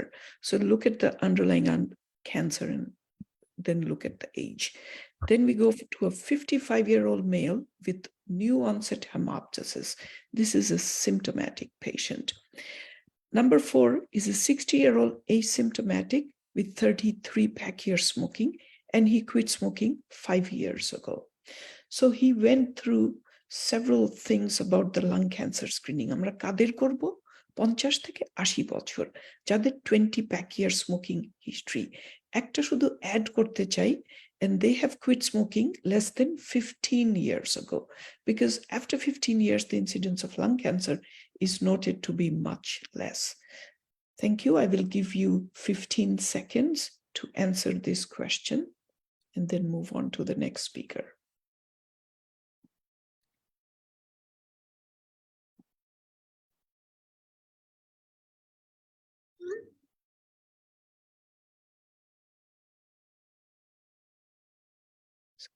Thank you, Toma. So I'm moving on to the next speaker. I'm very excited to hear her because she's going to talk about long COVID. Where do we stand after 3 years? Amra echono struggle korchi. Is there any treatment available? We are absolutely in a little bit frustrated stage. Can we have, at the end of the talk, can we have her question, please? So Dr. Geeti is currently a pulmonologist at Augusta Medical Group. Thank you, Geeti. Please start with your talk. Dr. Adiba Anjum Geeti. Assalamualaikum. Can you see my slides Yes, sets? yes. You can Okay. start with Okay. slideshow. Okay, I cannot see. Okay. I'm trying, but it's not letting me. Can you click on the slideshow? Okay. Now it's coming, right? Okay, good. So Assalamualaikum Shabaike. Thank you very much for inviting me. I'm very lucky to join this great stage of giants presented from Bangladesh and here as pulmonologist and critical care specialist and sleep specialist. My experience with COVID is from day one because I was in Connecticut and we had one of the first cases in the Northeast in Connecticut who was actually my mentor, another pulmonary critical care specialist who got the COVID from synagogue. Unfortunately, he couldn't make it, so my humble respect for him who taught me pulmonology from my fellowship. So I'm presenting a case first because it helps me to tell you about the experiences we are having. And this is one of my many cases that I see almost every day that is referred to me in Virginia now. So I had this patient when I was in a COVID center trying to get patients for infusion. And this was my patient who actually had COVID twice, not once, and was still doesn't want to get vaccinated. So I'm living in an area where people are very resistant to vaccination. And first day when she came in, she was very sick, hypoxic.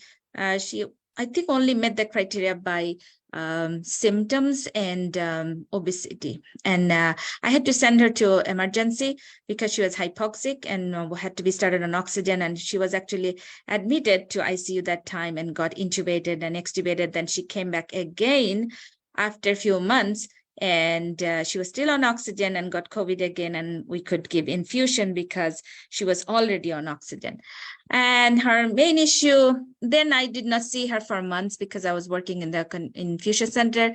Then when our office is open, I saw her as outpatient. She already saw my colleague because she presented constantly with chest pain, still on oxygen, shortness of breath, body pain, and all over. And it didn't help her because she already had a diagnosis of polymyalgia rheumatica and stress and anxiety. So her symptom just got worse. And you will see in the presentation that why this makes it more difficult for us to diagnose and manage. So this is her CAT scan of the day of when I send to ER, and we will need this later. So if you could look at it, you can see about, basilar infiltrate on both sides, typical COVID presentation. So I'm not going to go over COVID, definition, but the long COVID is still under the process of having a definition. However, by chronicity, we can differentiate them. So it's actually, a multi-system condition, which usually happens in patients either immediately, few weeks later or months later, and have different names and affects different part. And it's not always a sequela. So short COVID duration, 3 weeks, 12 weeks and more is chronic COVID. And then after 3 months, it becomes long COVID or long hauler, we can say. The incidence and prevalence is very scary. It is now a new diagnosis in 65 million worldwide is affected. And most of them are seen like 50 to 70% patients in after acute hospitalization who had multiple days in the ICU. And in non-COVID, mild or non-symptomatic patients are also showing signs, symptoms of long COVID. And most risk patient, I told you, not vaccinated, multi-system inflammation, and so on. So common system, you can see in this schematic, representation of so many organs involved. And the challenge now is so much in these neurological symptoms. We don't know what it is, how to treat it, what to do with these patients. There's very few COVID centers here who gives, a neurological, physical therapy, I would say. I can't really tell you what is going to come in the, guidelines that how to treat these patients. And this is where we are struggling. The pulmonary parts we already know. And sometimes without any explanation with normal CAT scan, normal PFT, we're still seeing abnormal gas exchange. Cardiac is a lot, and you can see it's basically a big problem because it's all immune dysregulation. And so many studies are going on to find out where are those immune dysregulations, what to point, and so no medicine yet. So it's very frustrating for patients, and to tell them over and over that what are the reasons, we are new into this, how we're going to treat, hopefully something will come out, etc., etc. So there are subtypes of it, and I had to go, I don't know, based on the time limit, I will go over maybe some, treatment options, but non-severe COVID-19 multi-organ sequelae, pulmonary fibrosis, although it's not as bad as we expected, it will come up too. And I think Dr. Habibur Rahman can guide me on that if he has any, experiences. Myalgic encephalomyelitis or chronic fatigue syndrome, big time. I'm seeing most of the patients. Postural orthostatic tachycardia, our cardiologists and cardiologists everywhere are seeing, we call it POTS. Post-intensive care syndrome, it by itself is high in, post-ICU patients with COVID. It's not helping. Medical or clinical sequelae. And this is where it's a very big gray zone, medical and clinical sequelae of diseases, the patient's chronic diseases that they have. So I will skip to, each of them has their own, supportive care or supportive treatment. And due to time, I will just skip my slides, but one or two things like, for extensive tissue injury, we can see fibrosis. Very few, like number 30 patients in each study were done for antifibrotic therapies. Some of them showed benefits, some of them did not show benefit. Some studies showed that the patients who were in the ICU had, actually multilobar pneumonia may still persist, having fibrosis, but not always they're symptomatic. They can still have fibrosis, but not hypoxic or symptomatic. So pulmonary rehabilitation is a very mainstay of therapy that I am sending in my limited resource here. Even state of Virginia, where I am, there are only, you can count 4 or 5 centers who are giving detailed, supportive care to our patients. But pulmonary rehab is always handy. We can send patients. There's some medications that came from China I'm not too familiar with, but we can explore those later on. And then a lot of cognitive behavioral therapy. Even I'm doing a lot of behavioral therapy to reassure. Pain management I'm giving sometimes in patients who are frustrated. Frustration is very, and reiterate, accept the fact with them that this is COVID, it's a new area. You are feeling these things that you never had before, and this will be part of it. And we just have to address it slowly instead of just, oh, it's nothing wrong. Some patients are getting labeled as pain medication seeking in the ER. So take that step back and say that, you know what, you might really have pain. Let's try some of the narcotic medications. Try this, and patients like those, and they actually feel better. So one of the things I wanted to, sorry, you have 30 seconds. No problem. So post-COVID syndrome, obviously my patient has, and you will see in the questions for that. I did everything for her, so she is comfortable. And I also wanted to know what is driving this. PFT was normal. HRCT had no fibrosis. Pulmonary rehab helped some, gave gabapentin for pain medication, and that actually helped her a lot. This is, remember, her CAT scan before, and when I saw her, so she is improving in her CAT scan finding in the subpleural area. So what does she have? I diagnosed her. She probably has myalgic encephalitis or chronic fatigue syndrome, post-intensive care syndrome from her COVID stay in the ICU, and medical or clinical sequelae for already having polymyalgia or anxiety did not help her. And she's doing much better. She's still on combination inhaler that helping with her wheezing and cough, and not anymore on oxygen. Rehab really helped. And this just seeing her time to time and reassuring is helping her a lot. So that is my summary of my patient with the post-COVID sequelae and where we are now. I'm hoping this will be helpful. Thank you all.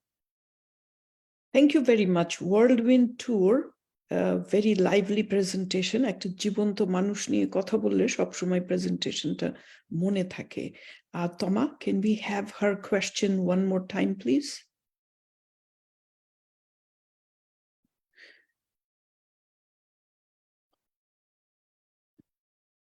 Thank you, Toma. You're doing a phenomenal job. Okay, so Dr. Geeti's question, you know what the patient presented with. Currently, she is, the next question, please. Okay, thank you. So the next question, she's currently on oxygen. She still has chest pain and she's symptomatic. So what is the cause of the shortness of breath? Is it chronic bronchitis? Is it poorly controlled asthma? Is it reactive airway disease? Is it long COVID syndrome? Or is it chronic COVID? Geeti very nicely gave the answer to this question. So I will give you 10 seconds and then move on to our last speaker, who also has a tremendous topic to address.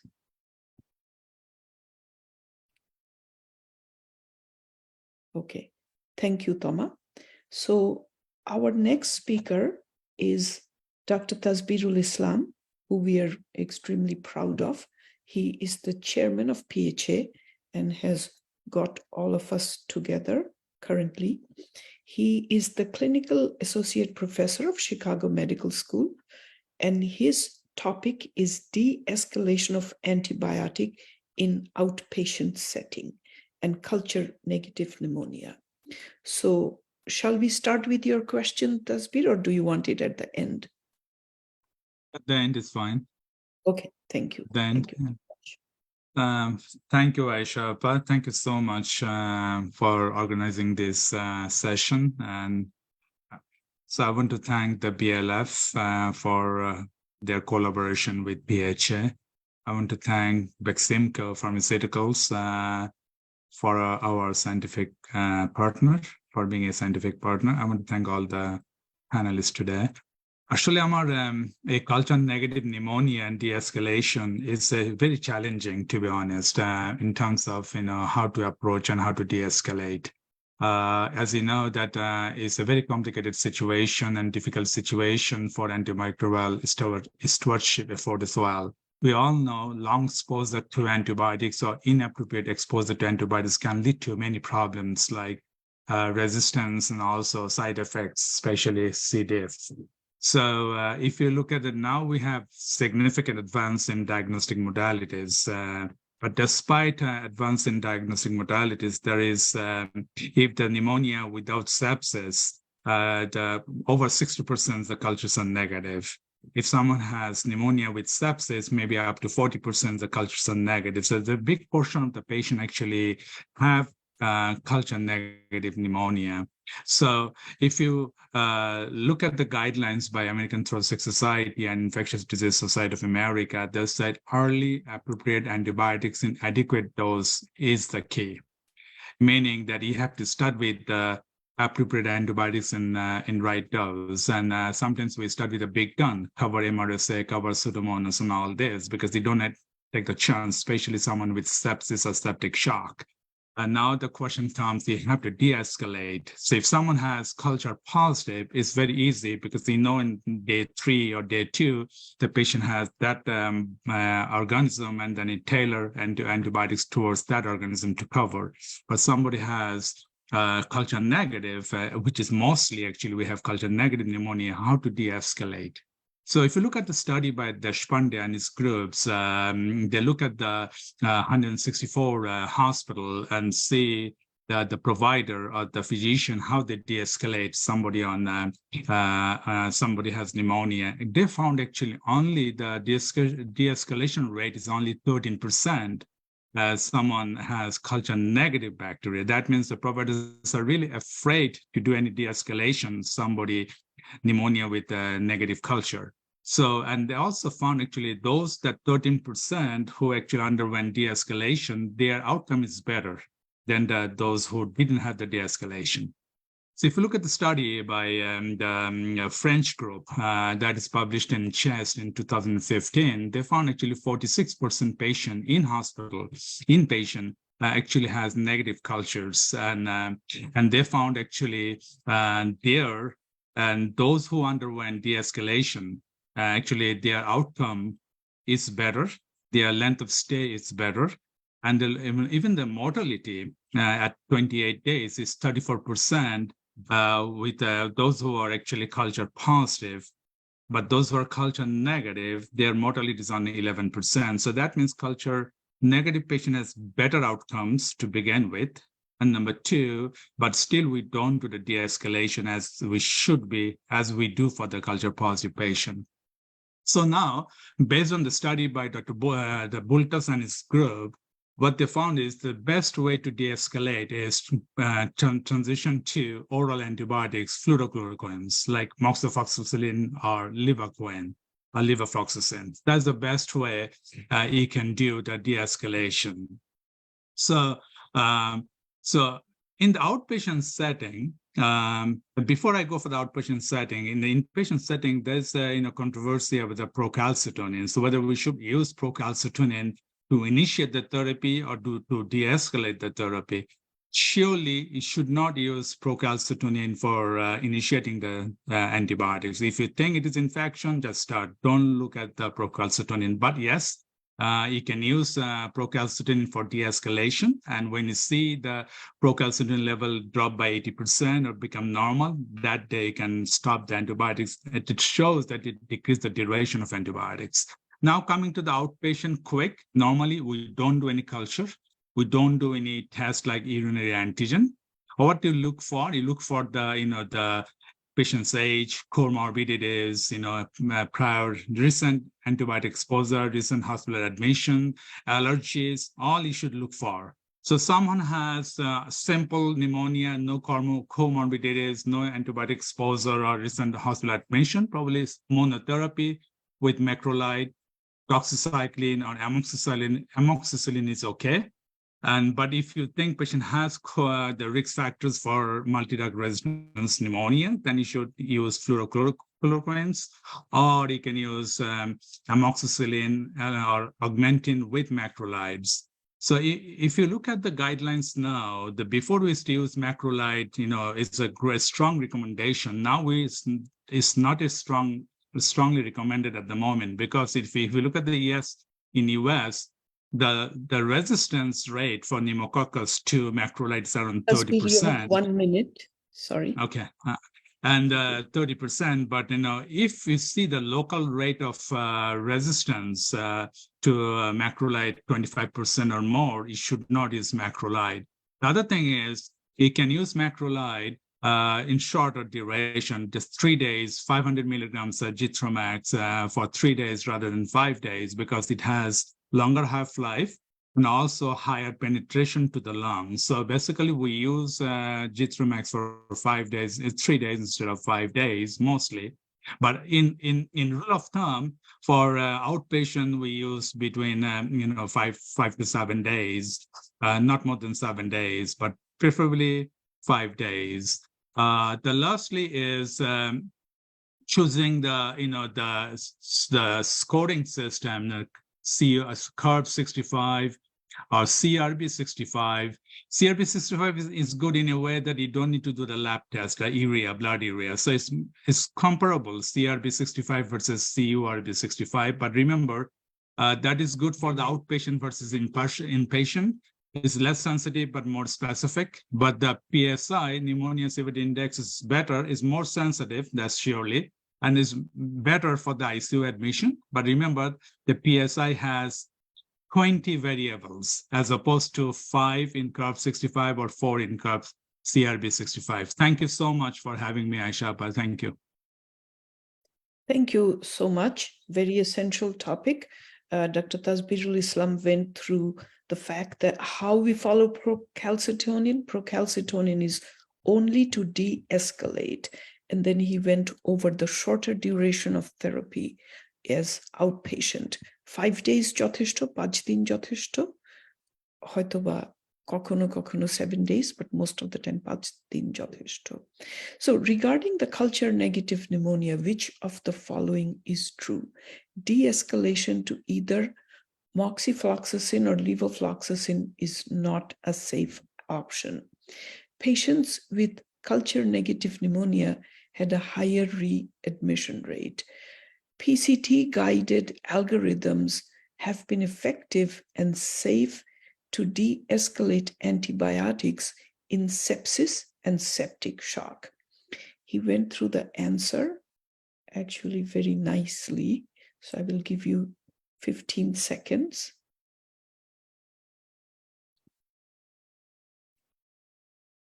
Shahin ভাই ঠিকই বলছে, আর ultimately আপা যে topics নিয়ে আছে কথা হইছে is 30 minutes to 40 minutes talk, so probably we can arrange that one later. Inshallah we can. This was actually extremely difficult on my part, যে এতগুলো মানুষকে একসাথে করা, and at the same time ওই কোয়েশ্চেন গুলা দেওয়া। কোয়েশ্চেন দিলে আমাদের কনটেক্সটটা মনে থাকে, আর কোয়েশ্চেন ছাড়া it becomes very difficult, but it takes time. So Toma, let's go to all the questions now. You have some people who answered, Toma? Yes, ma'am. But Okay, great. we didn't get any answer from your question, the first one. The first one, can you show it one more time? Maybe we went too fast. Sure, ma'am.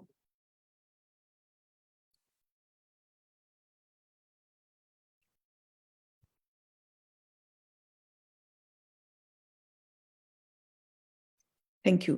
So my question was, what is not true about smoking cessation? There is one wrong answer. There is one right answer, but it's a negative answer. All of them are correct except one.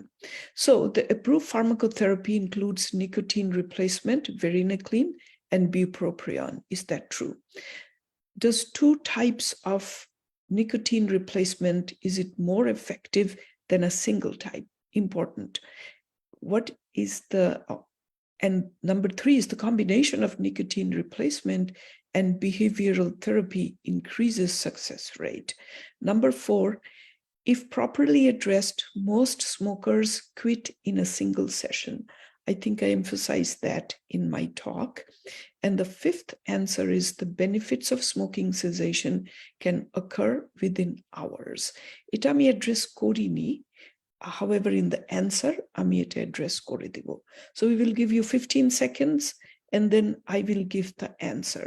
So from here, I will actually go over all the questions and the right answers.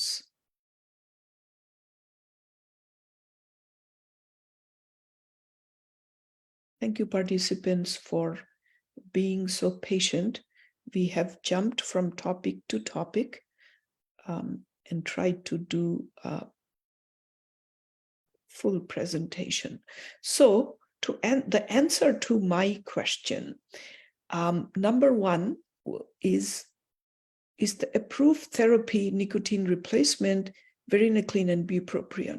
Yes, these are the 3 approved therapy. If you look at any other drugs, it is not FDA approved. It is not known to be successful. With nicotine replacement, the success is about 17 to 20%. With varenicline, 28%. And with bupropion, it's about 11 to 15%. Anything else is not successful.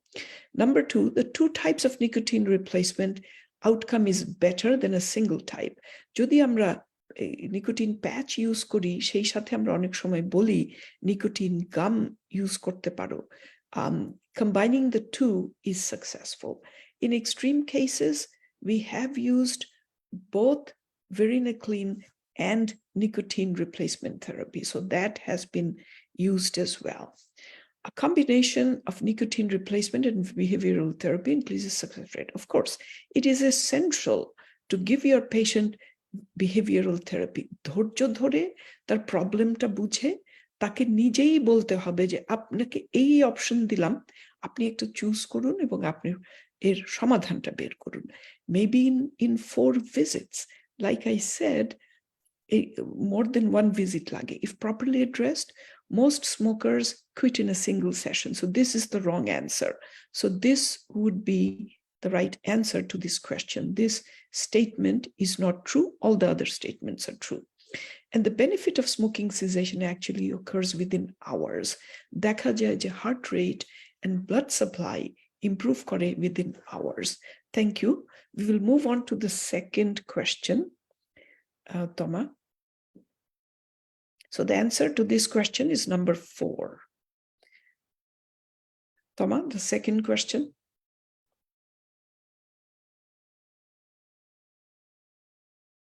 Thank you. So Dr. Habibur Rahman's question was, when do you start, ideal time to start IPF? Number 1, when the symptoms get worse. Number 2, when the PFTs get worse. Number 3, as soon as the diagnosis is made. So Dr. Habibur Rahman's question answer is, as soon as the diagnosis is made, you have to think about antifibrotic therapy. You don't want to wait till the symptoms or the PFTs get worse. You can cautiously wait, but you have to keep in mind antifibrotics need to be started. So that was the answer to his question. The number 3 is the right answer. Dr. Shampriti Islam's question is, what is not true about asthma COPD overlap? Number 1, the patient should have characteristics of both asthma and COPD. Number 3, specific biomarkers are not yet available for the diagnosis of asthma COPD overlap. Number 3 is ICS is essential, inhaled corticosteroid is essential, followed by LABA-LAMA combination if indicated. Number 4, there is no role of targeted therapy in ACO. So Shampriti, can you give your answer, please? Yes, madam. The first question is obvious because asthma COPD overlap, the name explains itself that the characteristics of asthma COPD both should be present in asthma COPD overlap. And the second question, the specific biomarkers are not yet available.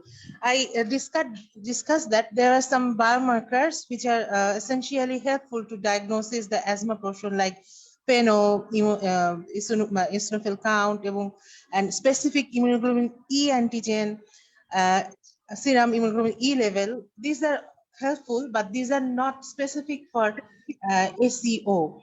Some biomarkers are being under research as far as I have found out in the literatures.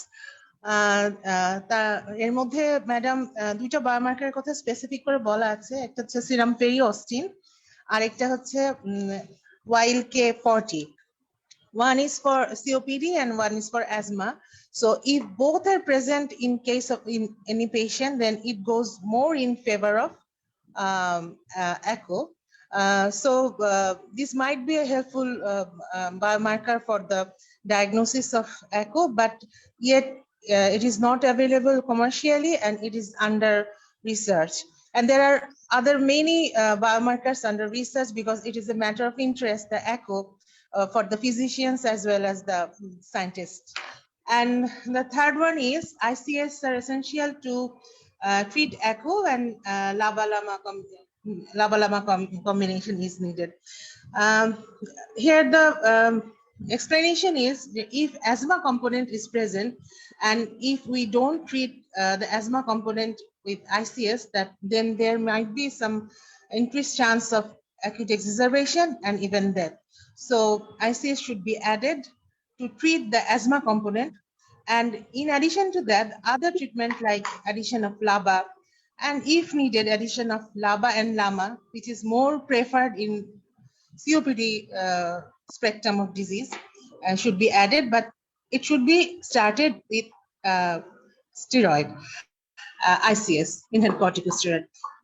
I have also found out that in the literatures that there are ongoing research going on. The recommendation may change in future, but still in the GINA 2023 and GOLD 2023, the consensus report is we should advise for ICS.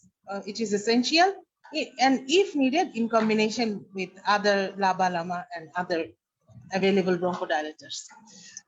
So these all 1, 2, 3 all are true, but the last one, there is no role of targeted therapy in echo patients.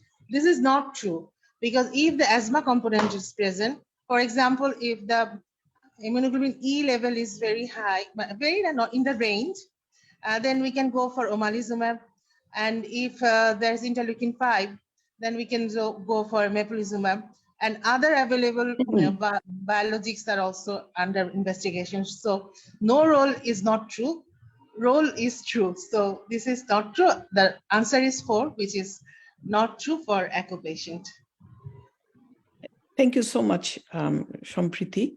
So number 4 is correct, and she went over the overlap very nicely. Thank you. Can I have the next question, please? Okay, so Dr. Mujibur Mojumdar's question was, when is non-invasive ventilation contraindicated? Acute pulmonary edema, unconsciousness, asthma, post-operative patient and acute respiratory failure. Mujib bhai, if possible, you can give a one-line answer. Yes, thank you. Thank you, Aisha. Can you hear me? Yes, thank you. Okay. So the answer is basically patient, if they're unconscious, they should not be put on a mask, non-invasive ventilator, because of the risk of aspiration. Besides that, if somebody has a facial injury or somebody has a significant secretion or post-cardiac arrest, those are the patients that should not be on a non-invasive ventilator. If they need a ventilation, they should be intubated and ventilated accordingly. Otherwise, you can try on a patient that in COPD, for first 30 minutes, if the patient is improving, then you can continue this non-invasive ventilator up to 2 hours. If the patient shows no further improvement, then you should go and intubate the patient and give a mechanical ventilation. But non-invasive ventilator, as the indication, as we all discussed, there are many, including pulmonary edema, COPD exacerbation, respiratory failure from obviously ventilation syndrome or muscle weakness. Those all can be tried on a non-invasive ventilator at the beginning and see how the patient does. Thank you so much. So unconscious patient, go for intubation for the reasons he described. Thank you so much, Mujib bhai. The next question, Toma, is from Dr. Asif Mustafa. And his question is breathomics. What is breathomics? It's a recent lung function test, is a new method of pulmonary rehabilitation, or is it a method of measuring airway inflammation through the study of exhaled breath? Dr. Asif Mustafa, if you can answer in just maybe 30 seconds. Thank you. Thank you, I know you Appa. were extremely efficient. Correct answer is number 3. This is a new method. It's a new method of measuring airway inflammation through study of the exhaled breath. Breathomics. Thank you. Thank you so much. Onek raat ekhono achen apnara ejonno dhonnobad. Let's move on to Dr. Said Rezaul Haq's question. So his answer is actually very simple. The prevalence of pulmonary hypertension is only 1%. However, it's such a severe disease and problematic disease je amader awareness ta thakte hobe. However, the prevalence is 1%. He went over group 5, which is due to COPD and chronic lung disease. Oishob patient ke amra kintu treat kori the underlying disease. So he went over everything very well. I will move on to the next question. I think it's Professor Shaheen Islam's question. Okay, so Professor Shaheen Islam's question is, who should be screened for lung cancer? 48-year-old, 30-pack-year smoking history. So the correct answer I will give you is number 4. Why isn't it 1? Because age inclusion criteria সেটা হচ্ছে 50 to 80. Even though he has enough pack years, he's less than 50-year-old. The 55-year-old who is smoking but has breast cancer, why should this patient not have low dose screening? This patient should have the regular CTs that are indicated, maybe more often, maybe every 6 months or so. So this patient needs a regular CT. 55-year-old with new onset hemoptysis, একে screen করা কোনো দরকার নাই, একে regular CT তে এক্ষুনি পাঠাতে হবে, and maybe he needs a bronchoscopy as well. So that's why low dose lung cancer screening is not applicable for this patient. Number 4 is the asymptomatic patient with 33 pack year smoking who quit 5 years ago. This is the right answer, and this defines lung cancer screening. A patient 50 to 80-year-old, his age group is perfect, and more than 20 pack year smoking. So this patient smoked for 33 years. He's asymptomatic. Symptomatic patient, আমরা regular CT তে পাঠাবো, but something else আমরা দেখবো. And he quit smoking less than 15 years ago. So this is the right answer. Thank you for this excellent question. Let's move on to Dr. Geethi's question, please. So Dr. Geethi's question was, এই যে পেশেন্টটা Covid 2 বার হয়েছে and has persistent symptoms, এখনো অক্সিজেনে আছে, এখনো ভালো feel করছে না. What is the cause of the shortness of breath? Is it chronic bronchitis? Is it poorly controlled asthma? Is it reactive airway disease? Is this long COVID or is this chronic COVID? Geethi went so well with her description. আমি অ্যান্সারটা দিয়ে দিচ্ছি. This is long COVID. Long COVID সে বলেছে কি? More than 12 weeks, but 3 months. So ekhane patienta is definitely not chronic bronchitis because this happened after COVID. And then this patient has no history of asthma. This is not reactive airway disease, and this is not chronic COVID. Geethi, in 20 seconds, can you explain the difference between chronic COVID and long COVID in 20 seconds, please? It's basically the chronicity. So 12 weeks versus more than 12 weeks. And definitely, things get more complicated and frustrating when the chronicity goes more. This also be helpful now to send patients to higher centers, especially neurological management, also in United States to claim compensation and unemployment benefit to have this cutoff. So that's why we need to know the chronicity. Thank you. Thank you very much. The oxygen dependency is a definition of disability or decompensation. The last question is Dr. Tasbirul Islam's question, which is in culture negative pneumonia, what is true? De-escalation to either moxifloxacin or levofloxacin is not safe. He already said, yes, it is safe. Patients with culture negative pneumonia have a high readmission rate. He already said that the outcome of culture negative pneumonia is better than the patients with culture positive pneumonia. And the PCT algorithms are effective. That is what we do use to de-escalate both in pneumonia, sepsis, septic shock, all categories of pneumonia. So thank you very much. That is the last question. I will move on to see if any of the panelists have any comment, or if Toma, is there a winner? Do we have a winner? Or if the participants have any question, you can ask. Thank you very much. Ekhono shobai thakbar jonno. May I make just a quick complimentary remark, Aisha? Thank you. Thank you. একটু কঠিন ছিল, আমরা world asthma ডেতে we did very well কারণ একটা disease ছিল, আজকে আমরা 10টা ডিজিজ অ্যাড্রেস করেছি. It was very difficult. I thought the panelists, every one of them did outstanding. But Aisha, you did very well. When there's tough and topic, but you did very well. Thank you for that. Thank you, Bhai. Thank you for your kindness. Toma, do we have a winner? Dr. Monir Hussain is our winner. Thank you. Congratulations, Dr. Munir Hussain. If you can type your address for Toma to mail the winner is going to get a set of, I think it's a set of earbuds, right? Yes, ma'am. Yeah, thank you. It's a nice gift. And does anybody have any questions, or any of the panelists have any additions? I have a quick comment, Aisha. Ji. I think regarding the pulmonary hypertension, you probably meant to say group 3 rather than group 5. It's probably, yeah. And Group for Shaheen, for robotic bronchoscopy, I think Shaheen wanted to mean 8 millimeter rather than 0.8 8 millimeter, right? Rather than 0.8 millimeter.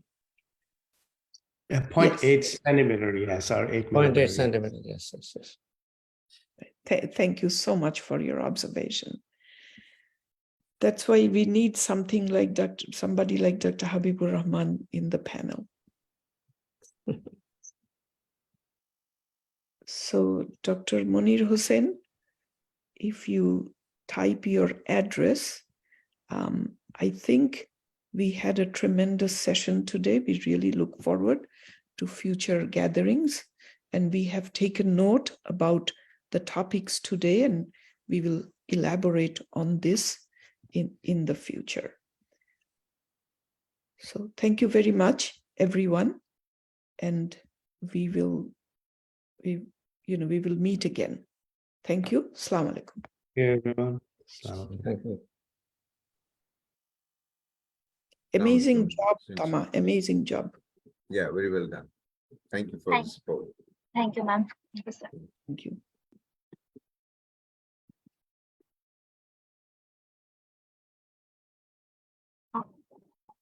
Dr. Munir Hussain, sir.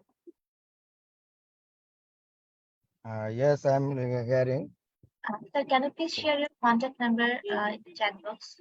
Obviously, I'm sharing my contact number in the chat box, and also I already shared my address designation, and now I'm sharing the mobile number. Thank you so much.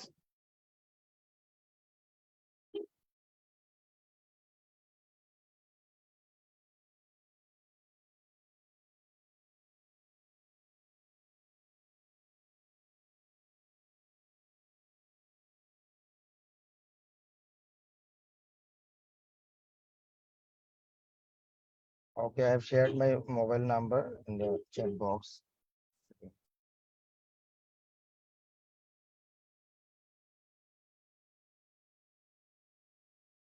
Thank you so much, sir. You're most welcome, and thank you all and all the panelists for arranging such a great session, and that would be very helpful for us in the future.